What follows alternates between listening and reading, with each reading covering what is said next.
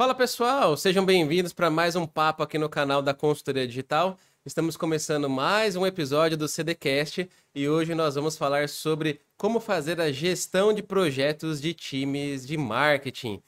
Eu trouxe aqui para bater esse papo com a gente a Raquel Castellano, que é a nossa gerente de projetos aqui na Consultoria Digital. Ela possui mais de 13 anos de experiência com agências de marketing e é responsável pela gestão dos cronogramas da nossa equipe. Raquel, obrigado aí por ter aceitado o convite. E eu que E bora bater agradeço um a papo? oportunidade. Bora lá, bora falar de gestão. Maravilha. Então vamos começar lá. É pelo básico, como eu sempre gosto. Por que que é tão importante a gente fazer a gestão dos projetos? Vamos começar do básico aí. Tá, lá do básico, então, a gestão de projetos no seu princípio, né? Ela pode reduzir os custos de um projeto, melhorar a eficiência, o desempenho do projeto, da equipe em si, amenizar riscos, otimizar recursos. É, e já tem um estudo, né, de que empresas que usam algum tipo de metodologia de gestão de projetos, seja ela qual for, elas conseguem cumprir um orçamento, seguir um cronograma e atender o escopo do cliente com padrões de qualidade. Né? Aqui na CD, inclusive, a gente faz isso em conjunto com a equipe de gestão de processos e também com a gestão de operações. Né? Então, essa tríade aí fica de olho em todos esses itens, esses princípios básicos que não cabem somente à gestão de projetos. Legal, então já tá vendo aí que não é só ter um gerente de projetos ali, a gente precisa pensar em algumas outras coisas ali, como processos, que a gente daqui a pouco pode adentrar um pouquinho mais, mas são alguns elementos extras que vão fazer a empresa aí, eventualmente, até economizar dinheiro, entregar tudo no prazo, e assim, né? A gente está falando aqui do nosso ponto de vista como agência de marketing, mas isso aí serve também se a pessoa tem um time de marketing ali internamente, ou qualquer time que precisa entregar algo, também é válido, né? Sim, com certeza. Até tem muita gente que leva ali os princípios para a vida particular, né? A gestão de um projeto particular, se é um sonho, um objetivo que você tem, você pode aplicar várias dinâmicas da gestão de projetos para conseguir chegar nesse objetivo. Perfeito. E quais são, assim, vai, os principais erros que você já viu aí no mercado que o pessoal comete quando está falando de gestão de projetos? Tá, os principais erros.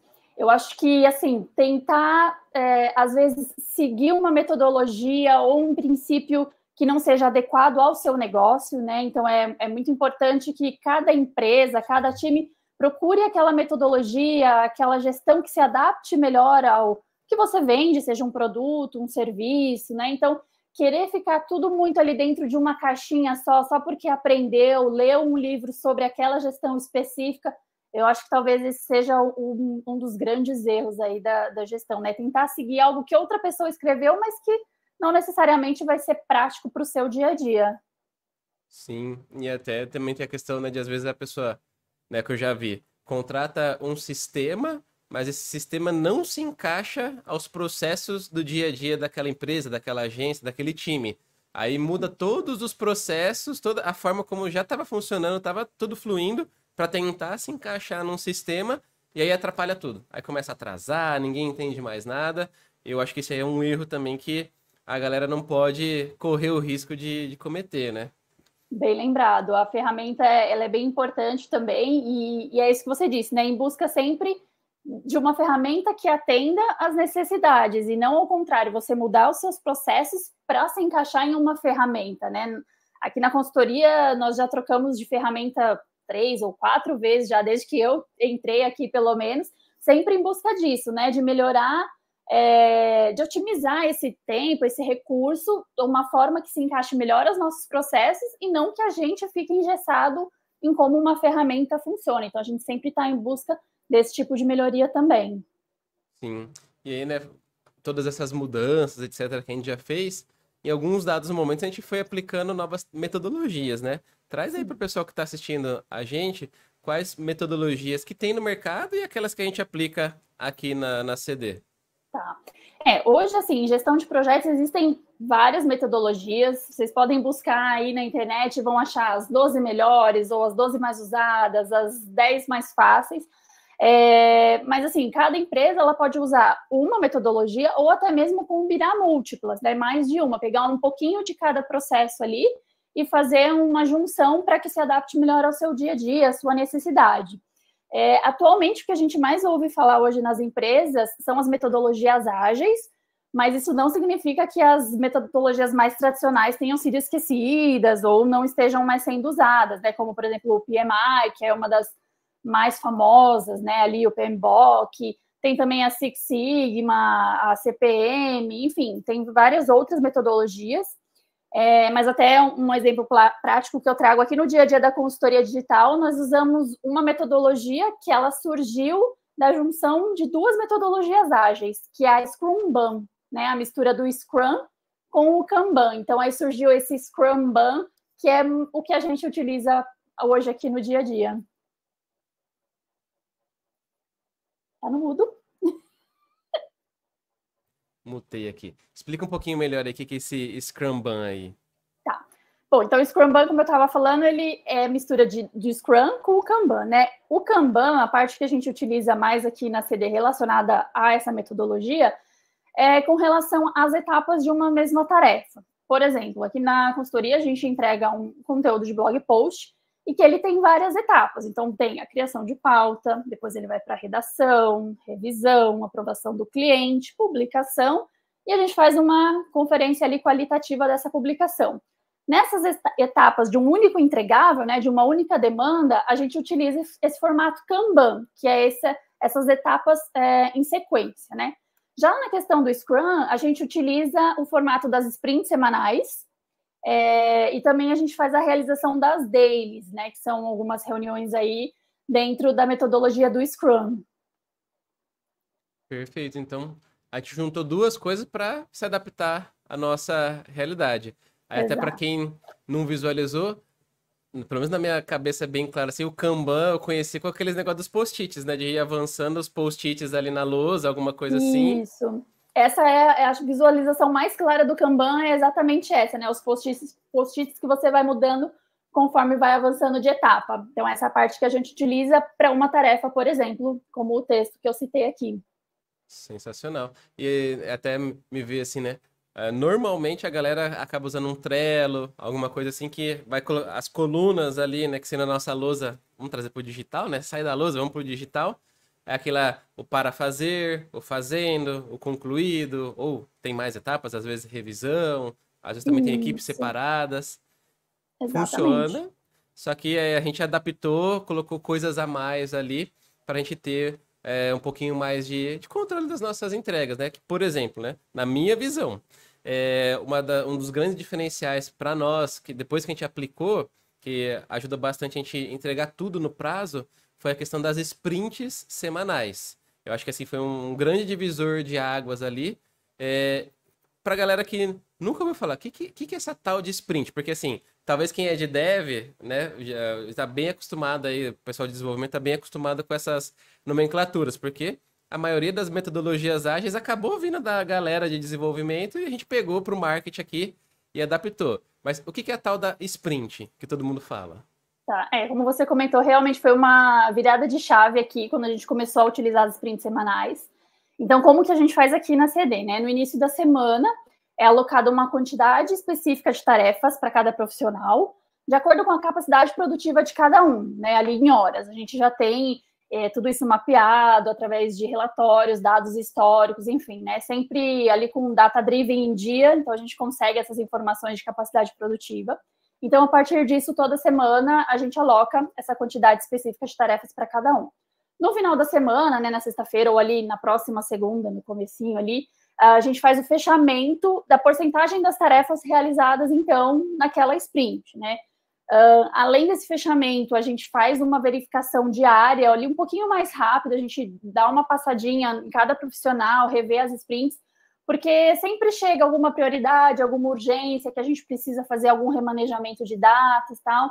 E aí, dependendo, né, da quantidade ou da complexidade dessas tarefas novas que surgem durante a semana, a gente faz uma reorganização da sprint, né? E essa reorganização ela pode tanto alterar a data de alguma tarefa que já estava ali para essa semana, de repente para a semana que vem, é algo que a gente ainda consegue, né? É um prazo mais flexível, ou quando isso não é possível, a gente remaneja mão de profissional mesmo, né? Então, um analista de outra equipe que esteja com a sprint um pouco mais tranquila, a gente faz essa reorganização, por isso que tem essa validação, digamos assim, diária ali, só para ver se do dia para a noite não chegou nenhuma urgência, nada do tipo.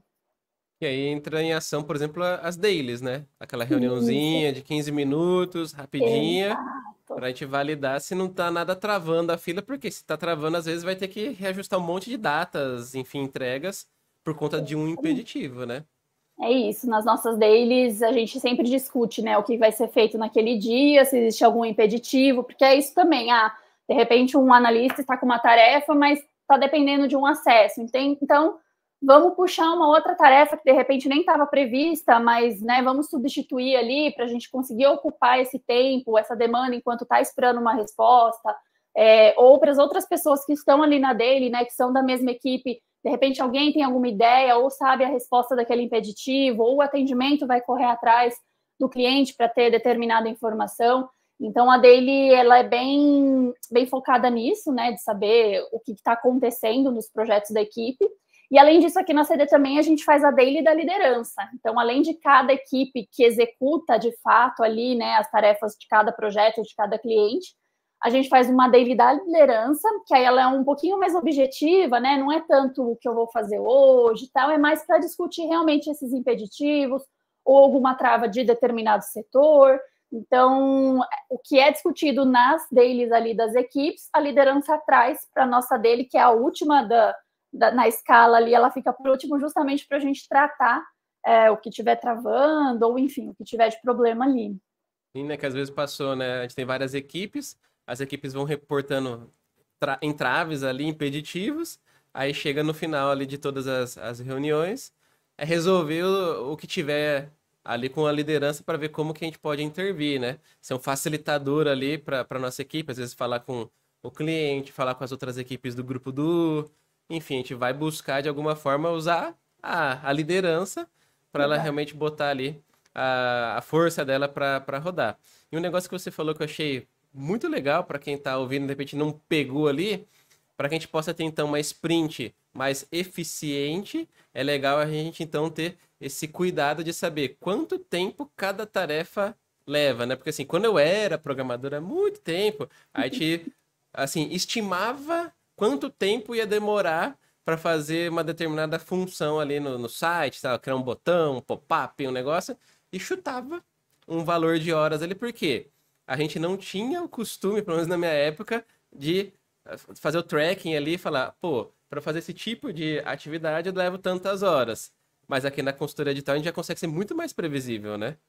Sim, e o sistema de gestão também de tarefas facilita muito, né? Como todas as tarefas ali, independente da quantidade de pessoas envolvidas, elas apontam a quantidade o tempo, né, que demorou em cada etapa, a gente consegue extrair relatórios não só pelo tipo de tarefa, né, a média do tipo de tarefa, mas o tipo de tarefa por cliente. Então, pode ser que a mesma tarefa para um cliente demande um tempo, para outro cliente demande um pouco mais ou menos, dependendo da complexidade do setor, o nicho do mercado. Então, a gente tem esses dados históricos, e aí, com base nisso, a gente já sabe qual equipe atende qual cliente. Então, a gente tem a média por cliente, a média por equipe, então a gente consegue fazer todas essas sprints baseadas nesses dados já históricos. Então, tem mês que, né, dá uma diferença ali para mais, um mês dá uma diferença para menos, mas se a gente se basear ali na média, não tem erro, dá para fazer uma sprint tranquila. Fantástico.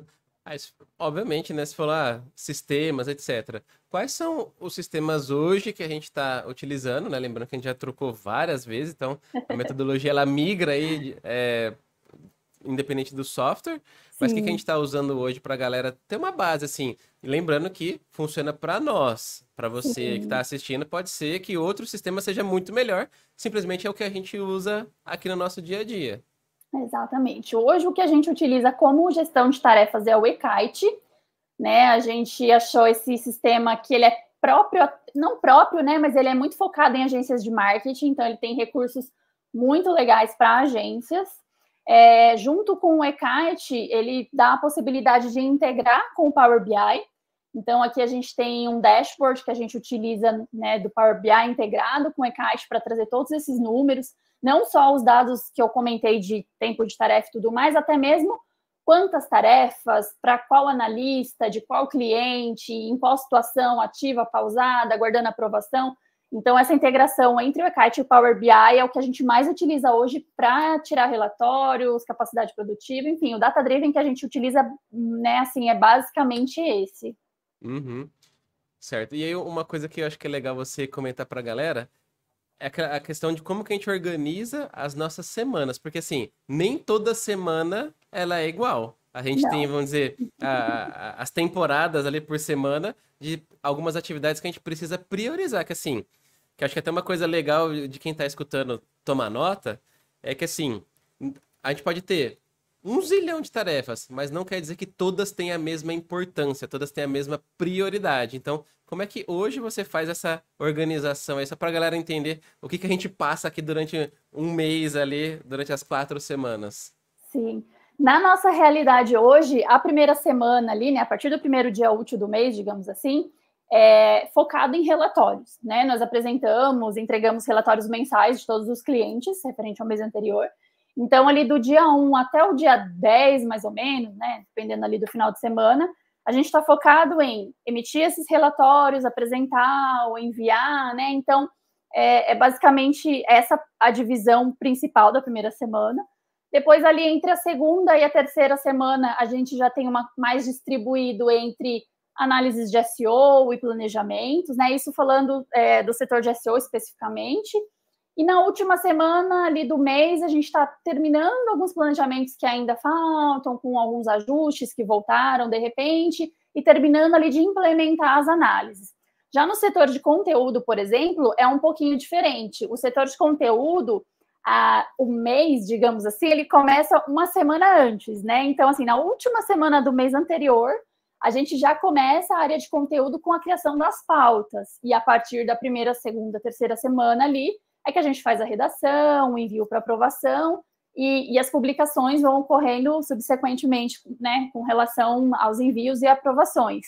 Então, é bem importante não só querer dividir tudo que você tem para entregar no mês. Então, por exemplo, se a gente tem 100 análises de SEO para entregar um mês, não significa que a gente vai entregar 25 análises em cada semana, porque as semanas são montadas, né, de forma diferente. Então, na primeira semana vai ser, se a gente conseguir entregar, umas 5 análises junto com os relatórios, aí as demais a gente vai distribuindo nas outras semanas, né? Isso é mais ou menos esse fluxo que a gente segue aqui hoje. Sim, ou seja, tem que prestar atenção na dinâmica do dia a dia para entender. Porque, por exemplo, os primeiros 10 dias tem muita reunião acontecendo junto aos nossos clientes para apresentar os relatórios, tirar dúvida, às vezes já apresentar um planejamento, etc.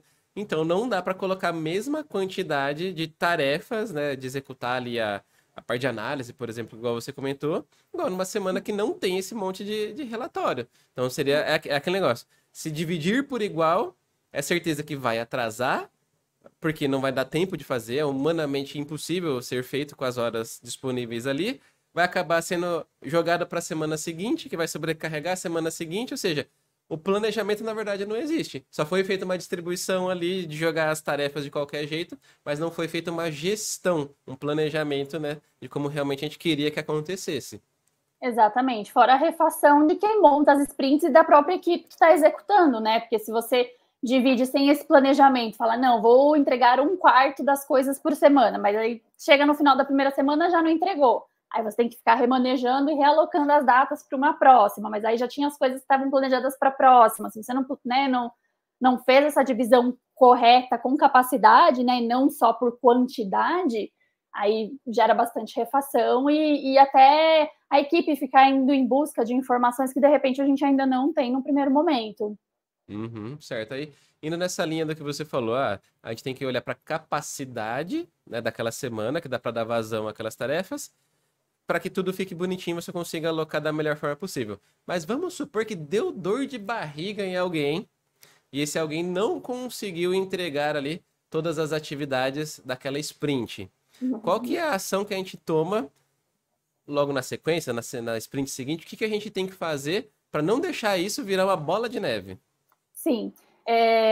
Quando a gente faz o fechamento da sprint, né? Então a gente já vê o que ficou ali sobrando.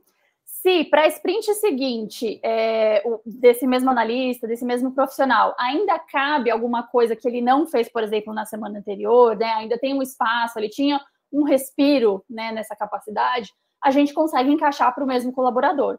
Se isso não é possível, a gente tem duas opções. Ou a gente tenta realocar para outro profissional, que, né, mesmo que seja de outra equipe, mas que faça ali a mesma coisa, né, seja do mesmo setor e esse outro profissional ajuda, então, para a gente não ter esse atraso.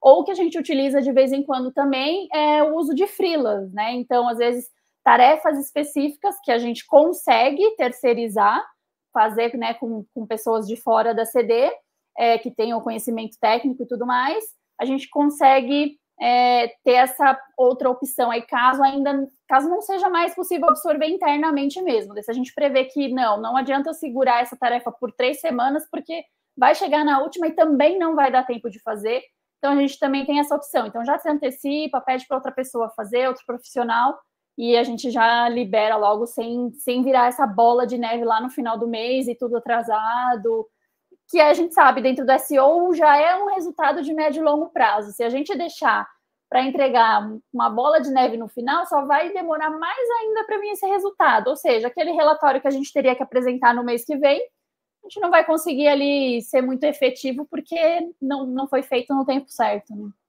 Exato, ou seja, então a gente tem que ficar atento ali para o primeiro escorregão que der, ou vai redirecionar para um colega, ou a gente vai repriorizar, às vezes, dentro ali da própria sprint dele, algumas coisas que dá para remanejar no restante do tempo que tem, ou pegar os nossos parceiros, freelancers, enfim, que a gente tem aí já de longa data, que eles sabem todos os nossos processos, eles vão lá e executam igualzinho o time que está aqui interno e tá tudo certo, assim, evita a bola de neve. Mas pensando assim, né? Você falou que a gente faz um acompanhamento ali até diário, né, para saber como que estão as coisas e tudo mais. Mas o que necessariamente a gente vai olhando, seja diário, semanal, mensal, ou seja, que indicadores que a gente vai acompanhando ali para saber se a gente vai conseguir entregar aquela tarefa no prazo, que tem várias etapas, né? Ou aquele projeto como um todo, né, que os nossos projetos são mensais ali, vamos dizer assim, os escopos, né, que a gente entrega. Quais são os indicadores que a gente vai observando para falar, sinto que esse aqui vai atrasar, é melhor eu ficar mais em cima, eu dar mais atenção, ou não, esse aqui é certeza, vai dar para entregar tudo no prazo.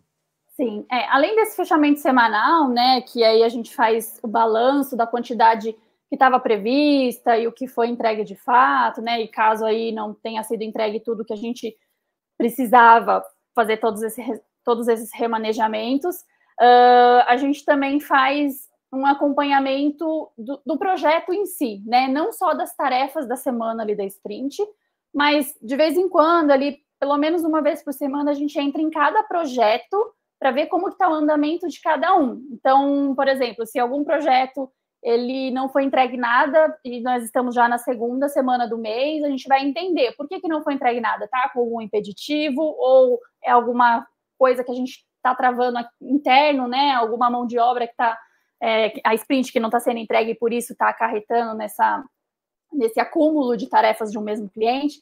Então, a gente olha, são vários fatores, né? Tem o dashboard que eu comentei, que os relatórios do Descartes a gente consegue com o Power BI ali integrar e ver nesse dashboard. Então, a gente olha por cliente, por quantidade de tarefas em aberto, e aí a gente tem essa questão da quantidade total, né? Então, assim, se eu tenho 300 análises de SEO para entregar no mês, e aí a primeira semana a gente já sabe que não vai fazer nenhuma, digamos assim, então são 100 para as próximas 3 semanas, né? Tá, chegou na primeira semana, a gente não fez o mínimo de 100, o mínimo de 90 análises, significa que a gente já está começando a ficar para trás. Então, é aí que a gente entra com esse modo de ação de conversar com a liderança do setor que estiver atrasado, ou conversar com a equipe do projeto específico que estiver em atraso, né? Às segundas-feiras a gente também faz uma reunião de operações, que é onde são apresentados esses números das sprints, os números de cada projeto, inclusive, né? E é nessa reunião, então, onde toda a liderança discute qual vai ser o plano de ação a ser tomado a partir daqueles números. Sim, e aí, né, para quem não entendeu esses números, é o percentual que a gente entregou do projeto até aquela altura do mês. Se já está Exato. entregue 25%, 50%, 90%, a meta sempre é chegar no 100%. Então, aquilo, Uhum. chegou mais ou menos no meio do mês, não está nem perto dos 50%, opa, começar a se preocupar aí, porque alguma coisa está errada, ou então a gente vai ter que correr muito ali nos últimos 15 dias do mês para conseguir entregar todas essas atividades. Mas Isso. pensando aí nessa dinâmica e tudo mais, né? Você acredita que é mais software ou é mais cultura que mantém as coisas fluindo? Tá, eu acredito que seja 70% cultura e 30% software. É claro que um sistema, uma ferramenta que ajude no dia a dia, com certeza vai facilitar, vai otimizar, mas a cultura da equipe e entender o porquê que a sprint tem que ser entregue, o porquê foi definido determinados prazos ou essa divisão de porquê que na primeira semana é mais de uma coisa e na segunda semana é mais de outra. Eu acho que esse entendimento, essa proatividade sejam fundamentais. Uhum, ou seja, tem que ter um alinhamento forte com a equipe para eles comprarem a ideia e entenderem por que que fazem o que fazem. Tem, exatamente. Até mesmo por isso que tem as dailies, né? Principalmente, né, no nosso caso hoje, que é 100% remoto, né? Então, essas dailies, elas são fundamentais porque você não tá com o seu colega ali do lado que qualquer dúvida você vai virar, perguntar e você já tem a resposta na hora. Por mais que a gente tenha, né, um outro sistema aqui que a gente usa o Discord para se comunicar, se uma pessoa está concentrada em uma tarefa, ela vai demorar um pouquinho mais ali para responder. Então, essas reuniões, esse acompanhamento é fundamental para o bom andamento da sprint do projeto como um todo. Sim, você trouxe um ponto importante. Ainda tem a camada, estamos trabalhando todos no formato remoto. A gente tem pessoas que estão em São Paulo, no Sul, em Minas, em todo quanto é lugar a gente tem alguém trabalhando e por isso que precisa ter essa comunicação muito assertiva, tudo bonitinho. Eu lembro que lá nos primórdios da consultoria digital, que quando a gente não tinha essa cultura forte, né, orientada a bater essas metas de entrega, bater até as sprints, a gente não tinha muito isso. A gente tinha ali, óbvio, o sistema que dividia as tarefas e tudo mais, mas não tinha essa maturidade para coisa acontecer. Nossa, muitas das vezes a gente tomava um susto assim, que tipo, nossa, tem que entregar tudo isso agora, por que que acumulou tal? A gente não tinha tanto essa visão e a gente ainda estava no presencial. Agora, adiciona Sim. essa camada aí do remoto para desandar as coisas é rápido, né? Muito mais fácil. Tanto que no presencial, as dailies, elas costumam ser em pé. As pessoas não vão para uma sala de reunião discutir, elas se encontram em algum lugar em pé, que é para justamente ser dinâmico e não desfocar, né, no desvirtuar ali o assunto da reunião. Uhum. Aí quem tá assistindo a gente aqui agora e tá pensando, pô, eu não tenho nada de sistema, eu não tenho nada, eu faço tudo aqui de cabeça, papelzinho, post-it, sei lá. Tô fazendo do modo bem tradicional. Como que a pessoa pode escolher o melhor, vamos dizer, software, sistema de gestão de tarefas para a empresa dela, para o negócio dela? Porque assim, a gente tem um monte de opções. Eu vou citar aqui algumas que eu me lembro que a gente já testou. Se você lembrar de mais alguma, você fala aí. A gente já testou o Teamwork, a gente já testou o Asana, a gente já testou o Operandi, o Runit, agora o eKite. Não me lembro se faltou. Ah, o Trello a gente já usou e às vezes usa porque é mais fácil para se comunicar com o cliente, mas não sei se está faltando algum. Monday, Não, a gente já usou. isso que eu ia falar, de uso interno da CD não, mas alguns clientes têm as suas ferramentas específicas, então a gente já utilizou Monday, ClickUp, tem o Note, como é que é? Note? Notion. Notion, isso. Então, assim, ferramenta tem de monte. Então, como que a gente escolhe, né?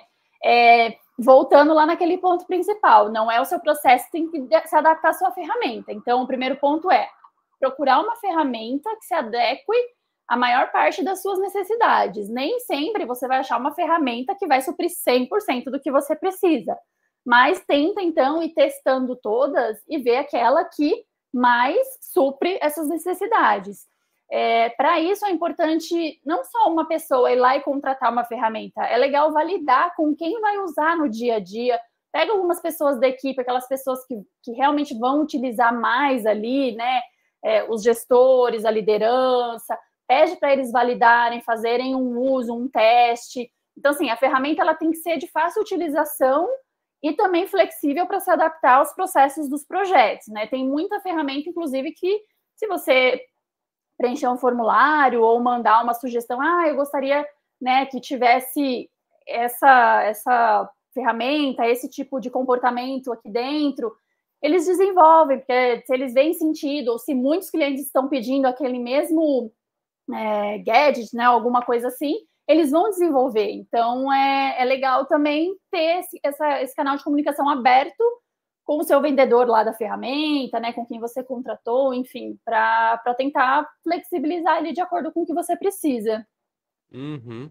E hoje, assim, se a gente precisar mudar de sistema de novo, como a gente já mudou algumas vezes, vocês viram aí que a gente já mudou várias vezes e já aviso que dá um trabalhão fazer a mudança, porque a gente atende algumas dezenas de clientes e temos algumas dezenas de pessoas trabalhando, é treinar todo mundo, lançar tudo no novo sistema, é toda uma dinâmica nova, novas dúvidas, novos processos, botões novos para apertar, então dá um trabalho. Mas vamos supor que a gente precise migrar para uma próxima ferramenta de gestão. Quais seriam os pontos ali que a gente, vamos dizer, entre muitas aspas, não vive sem? São os pontos que a gente gostaria muito que a próxima ferramenta mantivesse. Ela também tivesse ali esse recurso, esse botão, essa etapa e não sei o quê. O que você acha que é primordial hoje para nós? Tá. Dentro da nossa realidade, eu vejo essa questão das etapas que eu comentei, que segue ali a parte do Kanban, né? Então, ter etapas dentro de uma mesma tarefa para a gente seguir isso. A questão dos relatórios é muito com dados que são imputados na ferramenta. Então, por exemplo, para a gente saber a capacidade produtiva ou a média de tempo ali que a gente leva para cada tarefa ou para cada cliente, é porque todos os profissionais utilizam um timesheet ou fazem um apontamento, né, de quanto tempo demorou ali em cada tarefa. Então, isso também é bem importante. O que mais? Essa possibilidade também de vários profissionais trabalharem dentro da mesma tarefa, né, independente das etapas, ou até mesmo algumas coisas em paralelo. De repente, uma mesma tarefa pode ter duas etapas ali em paralelo. Hoje a gente consegue fazer isso. Divisão por projetos. Aqui na CD a gente tem a divisão por cliente e por projeto, sendo que cada projeto é um mês do escopo do cliente, né? Então, o cliente tem um contrato recorrente, né? Entregas fixas todo mês. Então, cada mês a gente considera como um projeto. Então, vamos entregar as demandas da consultoria digital de maio de 2024. Quando chegar em junho, a gente cria um novo projeto para ter também esse controle de que tudo referente ao escopo daquele mês está sendo entregue. A gente também faz essa divisão ali por mês, né? Eu acho que esses são pontos bem importantes, assim, timesheet, essa divisão por projetos, por etapas. Criação de modelos, de projetos. Modelos, bem lembrado. Modelos é bem importante, né? Como eu disse, como a gente tem essas entregas fixas, imagine se todo mês a gente tiver que lançar todos os projetos, todas as tarefas e todas as etapas manualmente, né? Então, eu citei ali um texto, quantas etapas a gente não passa para um texto? Imagine um cliente que tem 12 textos, imagine 70 clientes com 12 textos. Eu tenho que, né, a gente tem que lançar isso. Então, a gente tem modelos pré-fixados. É um modelo aqui de um cliente que tem 2 análises, 4 textos, esse modelo está pronto, eu só replico ele, faço o cronograma das datas e ele já está até com os executores pré-definidos. Isso é muito bom. Sim. Você tem ideia de quantas tarefas, etapas a gente tem hoje lançadas todo mês? É muita, né? Eu sei que é um número gigantesco. É muito. Assim, do último levantamento que eu fiz, bem por cima, é para mais de 500, né? Porque só de tarefas, e aí coloca a quantidade de etapas por tarefa ali, é muita coisa, muita coisa. Ou seja, se tivesse que lançar tudo um a um teria que ter 15 gerentes de projeto lançando ali as tarefas e ainda assim, talvez não daria conta, porque é muita coisa. Exato. Fora a possibilidade de erro, né? Com certeza. E até uma dica que eu dou, que a gente fez aqui na CD em todas as trocas de sistema, a gente nunca desligou um sistema para já começar o outro, né? Sempre foi um período de transição. Então, a gente cadastra os primeiros clientes na ferramenta nova e começa a utilizar ainda usando a antiga. e vai migrando aos poucos até toda a equipe estar habituada à nova ferramenta, porque por mais que por trás ela seja a mesma coisa, né? É o Scrum, ou é o Kanban, enfim, por mais que seja a gestão de tarefas, um botão que está diferente num lugar, o visual, o layout, querendo ou não, as pessoas se perdem um pouco para se acostumar ali no começo, né? É normal. Até hoje, às vezes, no e-kite, ainda depois de tanto tempo utilizando, a gente descobre alguma coisa nova, ou alguém fica com dúvida, esquece alguma coisa, e aí a gente sempre, né, tem alguns vídeos gravados de dicas ali, ou o próprio treinamento que a ferramenta nos ofereceu também foi muito bom. Então, essa é uma dica, né? A transição, ela sempre vai estar ali com 2 sistemas em paralelo, até que tudo do anterior tenha sido migrado ou tenha sido finalizado, e mesmo assim, mesmo migrado ou finalizado, eu aconselho manter ainda por um tempo, por alguns meses, ali, se possível, uns 3 meses, a ferramenta anterior, porque mesmo que finalizou uma tarefa, entregou, mas se surge uma dúvida, acontece alguma coisa dali 1, 2 meses, e aí onde é que está esse histórico, né? Como é que você vai recuperar isso?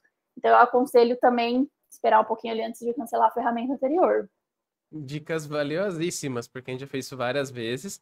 A gente já tá craque nessas migrações aí, mas quem tá assistindo tá vendo, ó. Você vai ter que treinar a equipe, ter paciência, não é do dia pra noite, não é assim, segunda-feira a gente vai estar com o novo sistema. Se fizer isso, a probabilidade de ninguém conseguir nem operar o sistema e atrasar tudo é alta. E aí vai ser um problema muito mais complicado do que você pagar 1, 2, 3 meses da outra ferramenta para ir em paralelo, fazer as coisas com calma, aquilo, né? Vai jogando um pouquinho dos projetos pro outro, a galera vai acostumando, daqui a pouco tá tudo lá. Mas não pode ser uma coisa muito bruta ali, abrupta, porque senão a coisa vai desandar.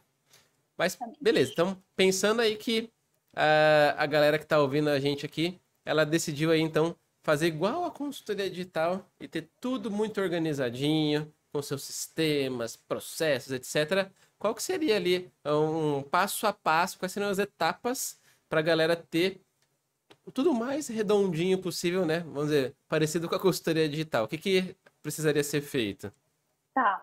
Eu acho que o primeiro passo é você mapear tudo, né? Todos os seus projetos, mapear o que você entrega, né? O que você vende, se é um serviço, se é um produto. E com isso em mãos, fazer um planejamento dos processos. Eu acho que processos é das palavras-chave principais para a gestão de projetos. Ter processos, né? Depois, com esses processos e com a equipe envolvida também, né? Lembrando que isso é feito sempre a 4 mãos, a muitas mãos, né? Não é uma pessoa só. Aí então parte para a parte ali de execução mesmo e acompanhamento. Então é isso. Você pode contratar uma ferramenta. Se você ainda está muito no início, não tem como destinar uma verba para uma ferramenta, tem algumas ferramentas gratuitas que dá para iniciar ali, pelo menos, para ter uma noção desse processo.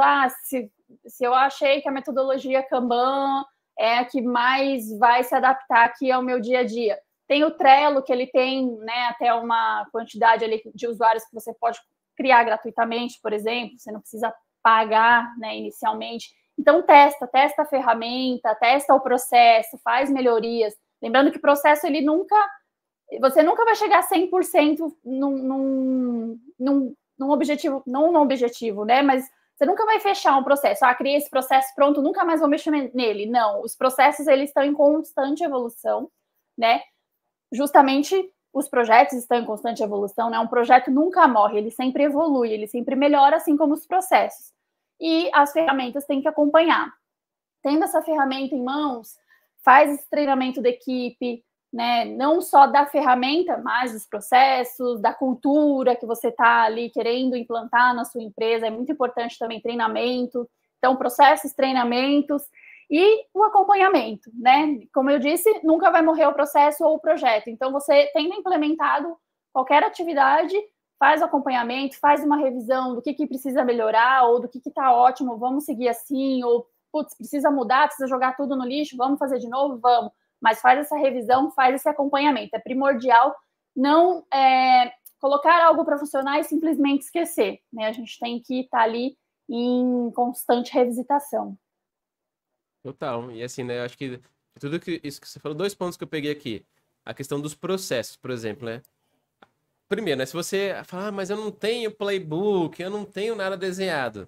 Pode acreditar que já tem um processo funcionando. Se você entrega alguma coisa, o processo já existe. Talvez ele só não esteja documentado. Aí é legal você documentar da forma mais simples e básica possível, só para ter. Começa aqui, etapa 1, 2, 3, 4, 5, 6 e tal, para que a gente possa o quê? Transportar isso para o sistema. Porque aí quando você jogou para o sistema ali, a coisa flui. Aí, mensurando cada etapa, o tempo, igual a gente comentou aqui com, sei lá, o timesheet ou qualquer outro tipo de indicador, você volta a revisitar esse processo e você vai ver, putz, eu consigo melhorar aqui, aqui, aqui, e daqui a pouco aquele processo que às vezes você demorava 3 horas para fazer, de repente você está fazendo em 1 hora. Por quê? Você foi analisando e vendo caminhos melhores, formas melhores, às vezes sai uma ferramenta nova, uma ferramenta melhor, por exemplo, agora é o boom das inteligências artificiais. A gente falou aqui no episódio que a gente gravou com a Ana Carolina, que é a nossa líder do setor de conteúdo, ela falou bastante sobre a parte de utilizar a inteligência artificial para gerar produtividade na equipe. E a produtividade é o quê? Conseguir fazer o mesmo trabalho, só que com um tempo menor. E aquilo, então, o processo mudou. Agora, vamos utilizar a inteligência artificial para ter esse ganho de tempo, e aí, consequentemente, o sistema tem que acompanhar essas mudanças que a gente vai fazer. E um outro ponto que você falou que eu achei bem legal também, que foi uma virada de chave para nós aqui da consultoria digital, foi quando a gente começou a ter uma cultura mais forte para dados. Que assim, não que a gente não fosse orientado a dados, afinal de contas, a gente trabalha com marketing digital, tudo são dados. É a meta para ficar bem posicionado, a meta de acessos, a meta de vendas. A gente tinha muitas metas, só que eram metas mais conectadas com o cliente, o resultado que a gente vendia para o cliente. Só que chegou um dado momento que a gente falou, não, a gente tem que ter as nossas metas internas de entregas, de tarefas, sprints, produtividade, etc, etc. E quando a gente começou a também ter esse olhar para dentro, nossa, a coisa fluiu muito melhor. Tanto que problemas com atrasos que, sei lá, 3 anos atrás a gente tinha com certa frequência, hoje já quase não existem. Por quê? Tem todo um acompanhamento e a cultura é forte e todo mundo sabe. Eu tenho a minha meta com a minha sprint, com a minha equipe e assim por diante. Isso faz com que uma cultura forte faça o processo ser cumprido e, consequentemente, a gente vai batendo todas as metas ali de entregas, as sprints, né? Que você fica feliz quando as sprints são entregues no prazo. Ficamos muito felizes. Tudo flui muito melhor. Então, processos e cultura aí são 2 pontos importantes que quem está ouvindo esse podcast aqui tem que pegar, tomar nota e colocar para rodar.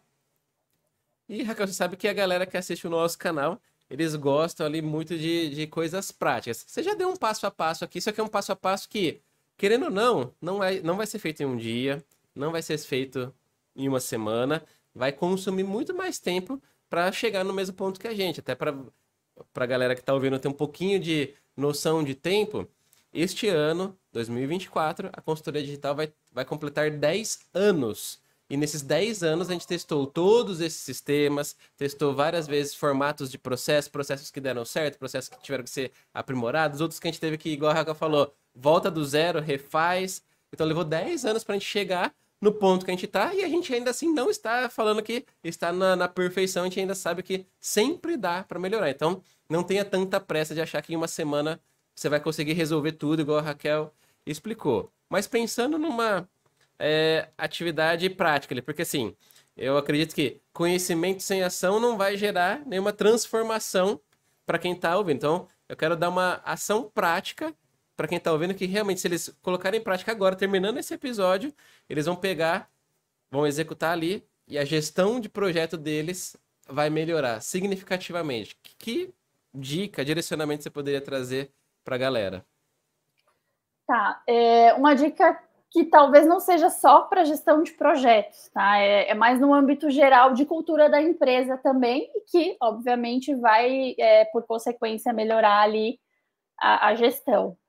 Mantenha a comunicação clara e direta com toda a equipe envolvida do projeto, né? Ter transparência sobre os cronogramas, os prazos pré-estabelecidos. Por mais que você não siga uma metodologia, como você disse, se você entrega alguma coisa, algum processo já existe, por menor que ele seja. Então, assim, a comunicação ela é a base de tudo, não só com a equipe interna, né, com o cliente também. Então, eu acho que essa comunicação direta, essa transparência, né, informações importantes do projeto, elas têm que ser compartilhadas com a equipe toda envolvida, não é no particular com um ou dois profissionais ali, né? Informações importantes, elas têm que ser compartilhadas com todos. Então, acho que esse é um primeiro passo, né, para a gente já começar. Os demais que a gente bateu aqui, que é dos processos, da cultura, treinamento da equipe, acompanhamento de resultados. Eu acho que tudo isso precisa da comunicação. Se você treinar a equipe, mas você não estiver comunicando por que você está fazendo isso, se você tiver um processo, mas a sua equipe não estiver ciente o porquê que esse processo existe, você está acompanhando o resultado e a meta, mas a galera não sabe o porquê que a sprint é feita daquele jeito, no caso, né, se você estiver usando sprint, ou enfim, a metodologia que você estiver usando, de nada vai valer, né?